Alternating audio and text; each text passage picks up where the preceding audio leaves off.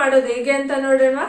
ಕಡಲೆ ಬೀಜ 1/4 kg, 1/4 kgಗಿಂತೂ ಒಂದು ಸ್ವಲ್ಪ ಕಡಿಮೆ ಕಡಲೆಪಪ್ಪು, 1 ಇಡಿ ಆಗೋಷ್ಟು ಒಣ ಕರಿಬೇವು, ಒಣ ಕೊಬ್ಬರಿ 1 ಚಿಪ್ಪು, ಬೆಳ್ಳುಳ್ಳಿ 6 ಎಸ್ಲು, 10 ಖಾರದ ಮೆಣಸಿನಕಾಯಿ, ಚಿಕ್ಕ ನಿಂಬೆ ಗಾತ್ರದಷ್ಟು ಹುಣಸೆ ಹಣ್ಣು, ರುಚಿಗೆ ತಕ್ಕಷ್ಟು ಉಪ್ಪು.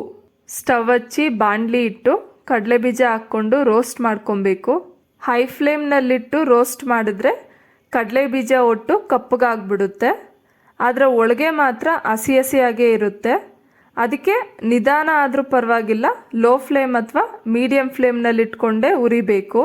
ಮತ್ತು ಉರಿಬೇಕಾದ್ರೆ ಕೈ ಆಡಿಸ್ತಾನೆ ಇರ್ರಿ, ಯಾಕಂದರೆ ಎಲ್ಲ ಒಂದೇ ಸಮವಾಗಿ ರೋಸ್ಟ್ ಆಗುತ್ತೆ. ಈ ಚಟ್ನಿ ಪುಡಿ ಇದ್ದರೆ ಸಾಕು. ಒಂದು ವೇಳೆ ಚಪಾತಿಗೆ ಪಲ್ಯ ಮಾಡಿಲ್ಲ ಅಂತಂದ್ರೂ ನಡೆಯುತ್ತೆ.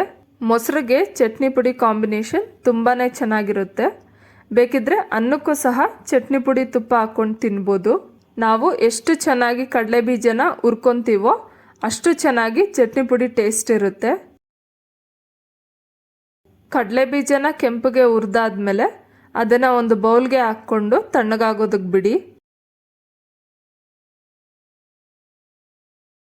ಈಗ ಮೆಣಸಿನಕಾಯಿ, ಒಣಕರಿಬೇವು ಮತ್ತು ಸಿಪ್ಪೆ ಸಮೇತ ಬೆಳ್ಳುಳ್ಳಿನೂ ಸಹ ಹಾಕ್ಕೊತಾ ಇದ್ದೀನಿ. ಇದನ್ನು 2ರಿಂದ 3 ನಿಮಿಷ ರೋಸ್ಟ್ ಮಾಡ್ಕೊಬೇಕು.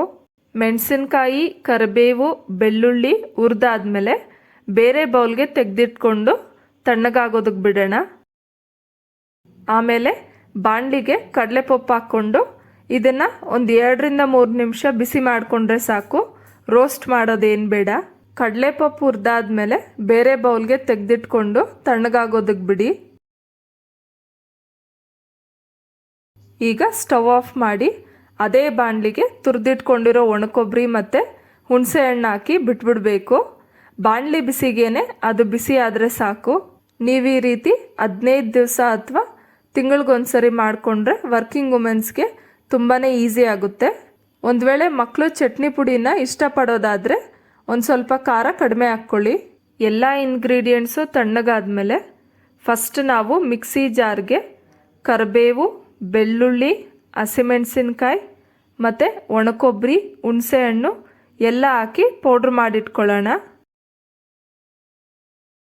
ಒಂದು ಸ್ವಲ್ಪ ಪೌಡ್ರ್ ಮಾಡ್ಕೊಂಡಾದ್ಮೇಲೆ ಈಗ ಹುರಿದಿಟ್ಕೊಂಡಿರೋ ಕಡಲೆ ಬೀಜ, ಕಡಲೆಪಪ್ಪು ಮತ್ತು ರುಚಿಗೆ ತಕ್ಕಷ್ಟು ಉಪ್ಪು ಹಾಕ್ಕೊಂಡು ನುಣ್ಣಗೆ ಪೌಡ್ರ್ ಮಾಡ್ಕೊಬೇಕು. ರುಬ್ಬಬೇಕಾದ್ರೆ ಮಧ್ಯ ಮಧ್ಯ ಈ ರೀತಿ ಕೆಳಗಡೆ ಇರೋದೆಲ್ಲ ಮೇಲಕ್ಕೆ ತಿರುಗಿಸ್ಕೊಟ್ಟು ಮತ್ತೆ ರುಬ್ಕೊಳ್ಳಿ. ಆಮೇಲೆ ಕಡಲೆ ಬೀಜ, ಕಡಲೆಪಪ್ಪು ಮತ್ತು ಎಲ್ಲ ಇಂಗ್ರೀಡಿಯೆಂಟ್ಸು ಪೌಡ್ರ್ ಆಗಿದೆಯಾ ಇಲ್ವಾ ಅಂತೇಳಿ ನೋಡಿಕೊಂಡು ತಿರುಗಿಸ್ಕೊಡ್ತಾ ನುಣ್ಣಗೆ ಪೌಡ್ರ್ ಮಾಡ್ಕೊಬೇಕು. ಉಪ್ಪು ಟೇಸ್ಟ್ ನೋಡಿ, ಬೇಕಿದ್ದರೆ ಉಪ್ಪು ಹಾಕ್ಕೊಳ್ಳಿ.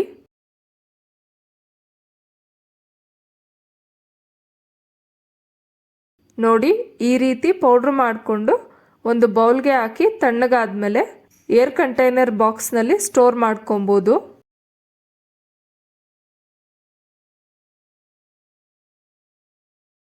ಈಗ ಚಟ್ನಿ ಪುಡಿ ರೆಡಿಯಾಗಿದೆ. ಸೊ ನೋಡಿದ್ರಲ್ಲ ಫ್ರೆಂಡ್ಸ್, ಚಟ್ನಿ ಪುಡಿ ಮಾಡೋದು ಹೇಗೆ ಅಂತ ಅಂದ್ಬಿಟ್ಟು ನೀವು ಒಂದ್ಸಲ ಟ್ರೈ ಮಾಡಿ ನೋಡಿ. ಹೇಗ್ ಬಂತು ಅಂತ ಕಮೆಂಟ್ ಸೆಕ್ಷನ್ ಅಲ್ಲಿ ಶೇರ್ ಮಾಡಿ.